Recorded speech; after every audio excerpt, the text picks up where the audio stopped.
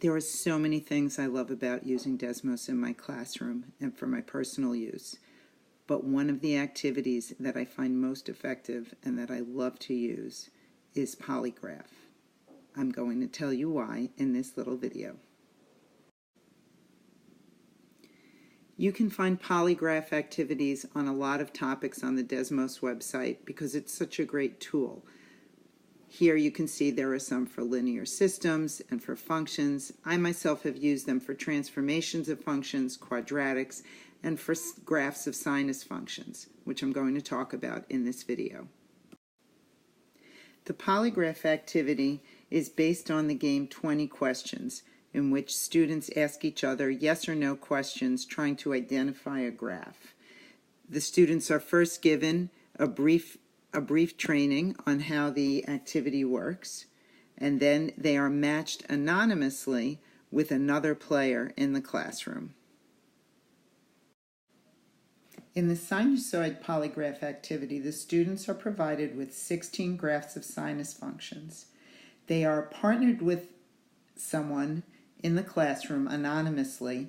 One student is the picker and the other is the guesser.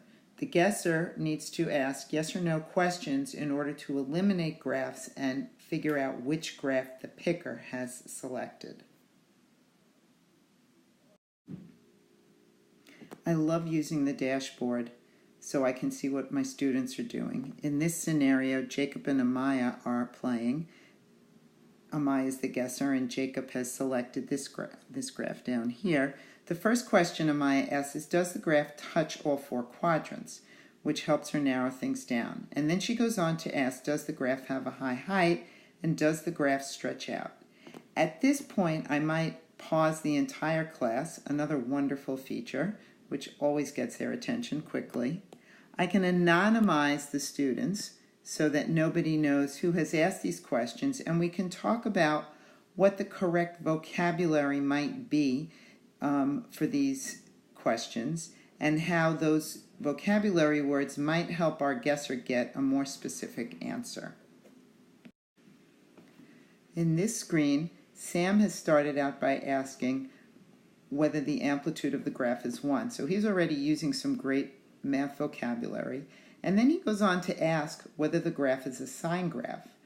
I might actually save this question for later in the activity for the entire class to discuss. How can we tell the difference between a sine and a cosine graph? And if there's a horizontal shift, can we still tell?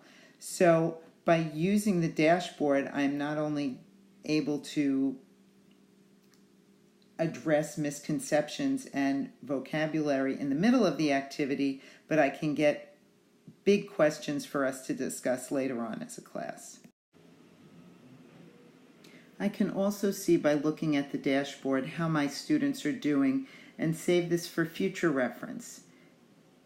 These students here are asking very specific questions using appropriate vocabulary and clearly have a good idea of how to examine these graphs, whereas the students who are paired here, or at least the guesser, might need a little extra support after the activity is over based on the types of questions that they're asking. So I can get a lot of information to use for the whole class and to use for individual students. The best thing about using polygraph in the classroom is that the entire class is engaged in talking about math. Nobody knows who they are working with, but everyone is striving to ask and answer questions using mathematical language and mathematical insight. The conversations that are going on during the activity and after the activity are rich in vocabulary and mathematical ideas. And because the students are looking at pictures and asking questions about those pictures, the activity is accessible to everyone. Students who are still trying to master vocabulary can ask questions, and students who already understand the vocabulary of the topic we're exploring can get to their answers more quickly. Every time I've used a polygraph activity, it's been a success. I haven't yet designed one of my own, but that's definitely something I'd like to try in the future with this favorite of my Desmos activities.